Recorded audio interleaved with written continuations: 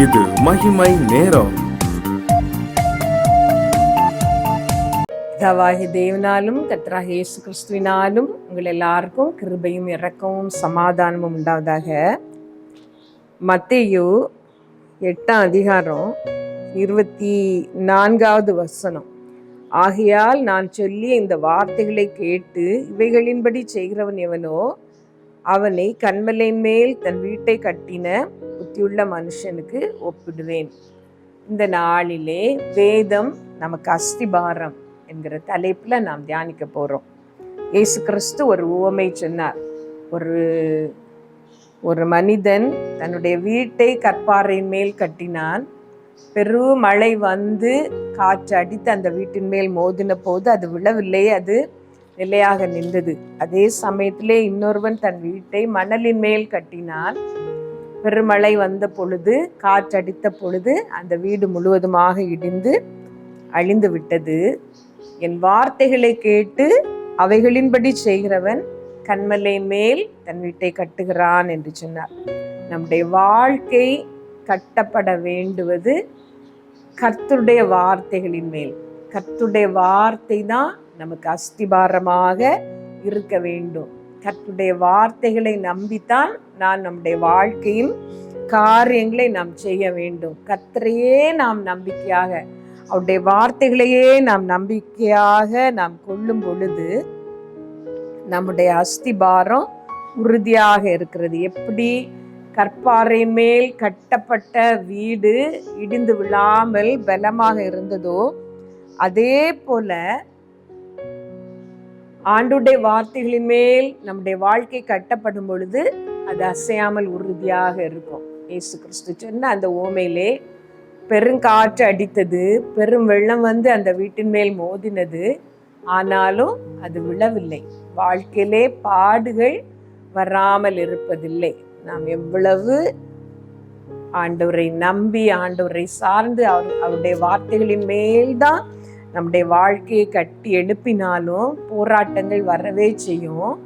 ஆனால் அந்த போராட்டங்களிலே நாம் விழுந்து விடாமல் நிற்க ஆண்டுடைய வார்த்தை நமக்கு போதுமானதாக இருக்கும். ஆண்டுடைய வார்த்தை நம்மை தாங்கி பிடிக்கும். இந்த உலக வாழ்க்கையிலே ஆண்டவரை நம்புகிற ஒரு கிறிஸ்தவ வாழ்க்கை வேண்டாம், இந்த உலகத்திற்கு ஏற்ற மாதிரி நாம் வாழ்ந்து விடலாம் என்று நாம் போகாமல் இருக்க கர்த்தருடைய வசனம் நம்மை தாங்கி பிடிக்கும், உறுதியாக நம்மை பிடித்திருக்கும். அதே சமயத்திலே ஆண்டவர் மீது நம்பிக்கை வைக்காமல், அவருடைய வார்த்தைகளின் மீது நம்பிக்கை வைக்காமல், நம்முடைய இஷ்டம் போல நம்முடைய மனது சொல்வதை, நம்முடைய மாமிசம் சொல்வதை சார்ந்து நாம் நம்முடைய வாழ்க்கையை கட்ட தொடங்கினோமானால் வாழ்க்கையிலே போராட்டங்கள் வரும் பொழுது நாம் எல்லாவற்றையும் இழந்தவர்களாக நிற்போம். ஆவிக்குரிய வாழ்க்கையை இழந்திருப்போம், உலக பிரகாரமான நன்மைகளையும் இழந்தவர்களாக இருப்போம். அதனால்தான் நம்முடைய வாழ்க்கை கர்த்தருடைய வார்த்தையின் மேல் கட்டப்பட்டதாக இருக்க வேண்டும். முதலாவது நாம் அவரை ஏற்றுக்கொண்டவர்களாக இந்த உலகத்திலே நாம் வாழ வேண்டும். நான் திரும்ப திரும்ப சொல்லுகிற ஒரு காரியம் அதுதான். இந்த உலகத்திலே புத்தி உள்ளவர்கள் என்று நாம் ஆக வேண்டுமானால், ஞானவான்களாக நாம் ஆக வேண்டுமானால், முதலாவது நாம் செய்ய வேண்டிய சரியான காரியம் இயேசு கிறிஸ்துவை நம்முடைய இரட்சகராக ஏற்றுக்கொள்வது தான். எனக்காகவே அவர் இந்த உலகத்திலே வந்தார், எனக்காக கல்வாரி சிலுவையிலே தன்னுடைய இரத்தத்தை சிந்தினார், எனக்காக பரமண்டலத்துக்கு எழுந்தருளி அவர் மோட்ச ராஜ்யத்திலே எனக்கு அழகான வீடுகளை கட்டுகிறார், எனக்கென்று அவர் வீட்டை கட்டி கொண்டிருக்கிறார். அதை நான் சுதந்திரிக்க அவருடைய நாமத்தின் மேல் விசுவாசம் உள்ளவளாய் அவரை நான் ஏற்றுக்கொள்ள வேண்டும். அவர் என்னுடைய இருதயத்திலே வசிக்க நான் இடம் கொடுக்க வேண்டும். என்னுடைய பாவங்கள் போக அவருடைய இரத்தத்தினாலே நான் கழுவப்பட வேண்டும் என்று விசுவாசித்து அவரை ஏற்றுக்கொண்டு அவரிடத்திலே பாவங்களை அறிக்கை செய்து பாவ மன்னிப்பை நாம் பெற்றுக்கொள்ள வேண்டும். இதுதான் சரியான ஆரம்பம். அந்த சரியான ஆரம்பத்திற்கு பிறகும் இந்த உலகத்திலே நாம் செய்ய வேண்டிய காரியம் கர்த்தர் மீது நம்பிக்கை கொண்டவர்களாக வாழ வேண்டும்.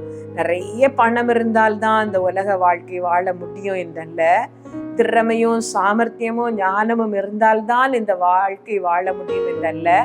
கர்த்தர் மீது நம்பிக்கை இருந்தாலே நாம் இந்த உலகத்தை உலகத்திலே நாம் வாழ்ந்து விடலாம். வெற்றியுள்ள ஒரு வாழ்க்கை நாம் வாழ்ந்து விடலாம். இந்த உலகத்திலே வெற்றியான ஒரு வாழ்க்கை வாழ்வதற்கு நாம் செய்ய வேண்டிய ஒரு காரியம், கர்த்தருடைய வார்த்தைகளை அதிகமாக தியானிக்க வேண்டும். கர்த்தர் நமக்கு சொல்லுகிற காரியங்களின்படி நாம் நடக்க வேண்டும், அதற்கு கீழ்ப்படிய வேண்டும். ஆபிரகாமின் வாழ்க்கையை நாம் பார்க்கும் பொழுது, ஆபிரகாமுக்கு 75 வயதாகும் பொழுது கர்த்தர் அவரை பார்த்து சொல்லுகிறார், நீ உன்னுடைய தேசத்தையும் உன் இனத்தையும் விட்டு நான் உனக்கு காண்பிக்கும் தேசத்துக்கு போ. இதுதான் அவருடைய வாழ்க்கையின் அஸ்திபாரமான காரியம். அந்த வார்த்தையை நம்பி கீழ்ப்படிந்து அவர் தேசாந்திரியாய் பரதேசியாய் அலைந்து திரிந்தார். அவர் ஒவ்வொரு இடமாக அலைந்து திரிந்த பொழுது ஆண்டவர் அவரோடே கூட இருந்தார். அவருக்கு வாக்கு பண்ணின அந்த சந்ததியை கொடுத்து அவரை ஆசீர்வதித்தார். பாடுகள் வராமல் இருக்கவில்லை. ஆபிரகாமின் வாழ்க்கையிலே தன்னுடைய மனைவியை பாதுகாக்க வேண்டிய சூழ்நிலை வந்தது. அவள் அழகுள்ள ஸ்திரீ என்று அந்த அபிமெலேக்கிடம் அவனுடைய ஜனங்கள் புகழ்ந்த பொழுது ஒரு பொய் சொல்ல வேண்டியது இருந்தது. கர்த்தர் அந்த காரியத்திலே தப்புவித்தார். அதே போல கர்த்தருடைய வார்த்தையை நம்பியே அவர் போன பொழுதிலும் பஞ்சம் வந்தது. அவர் இருந்த தேசத்திலே இன்னொரு இடத்திற்கு போக வேண்டியது இருந்தது. பாடுகள் அவருடைய வாழ்க்கையிலே நிறைய வந்தாலும், புயல் போல, காற்று போல, மழை போல சோதனைகள் வந்த பொழுதிலும் அவருடைய வாழ்க்கை உறுதியாக இருந்தது. கர்த்தர் சொன்னபடியே அவருடைய வாழ்க்கை ஆசீர்வதிக்கப்பட்டது. நீங்களும் கூட உங்கள் வாழ்க்கையின் காரியங்களுக்காக பிரயாசப்படும் பொழுது கர்த்தருடைய வார்த்தை மேல் அது அஸ்திபாரம் போடப்பட்டிருக்கிறதா என்று சொல்லி பாருங்கள். கர்த்தருக்காக ஊழியத்தை செய்ய நீங்கள் ஒப்பு கொடுத்திருக்கிறீர்களானால் கர்த்தர் உங்களை அந்த காரியத்துக்காக அனுப்புகிறாரா? கர்த்தருடைய வார்த்தை வாக்குத்தத்தம் உங்களுக்கு அந்த காரியத்துல இருக்கிறதா என்று பாருங்கள். நாமாக முந்தி ஓடாமல் அந்த முசுக்கட்டை செடிகளின் இறைச்சல் கேட்கும் வரைக்கும் காத்திருந்து கர்த்தர் சொன்ன பிறகு நாம் செய்யும் பொழுது அது நமக்கு ஆசீர்வாதமாக இருக்கும். எளிதாக இல்லாவிட்டாலும் கூட கர்த்தருடைய உதவியும் துணையும் நமக்கு எப்போதும் கிடைத்து கொண்டே இருக்கும். ஒவ்வொரு காரியத்திலேயும் கர்த்தருடைய உதவியை அவருடைய ஆலோசனை நாடி நீங்கள் செய்து பாருங்கள்.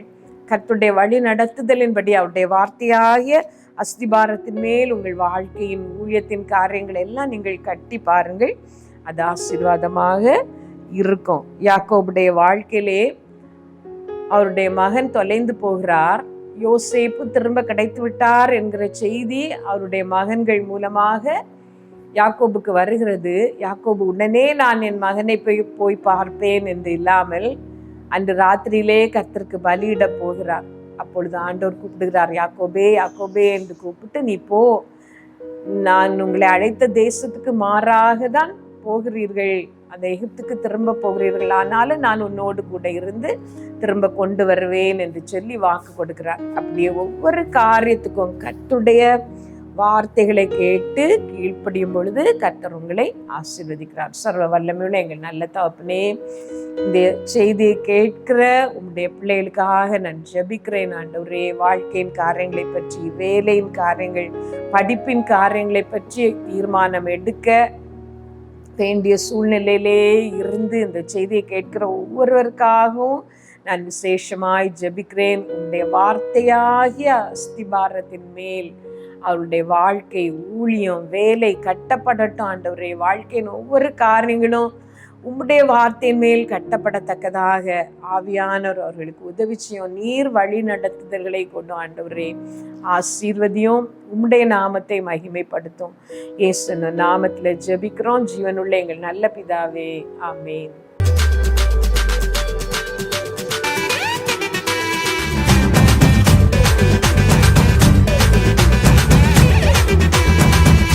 மகிமை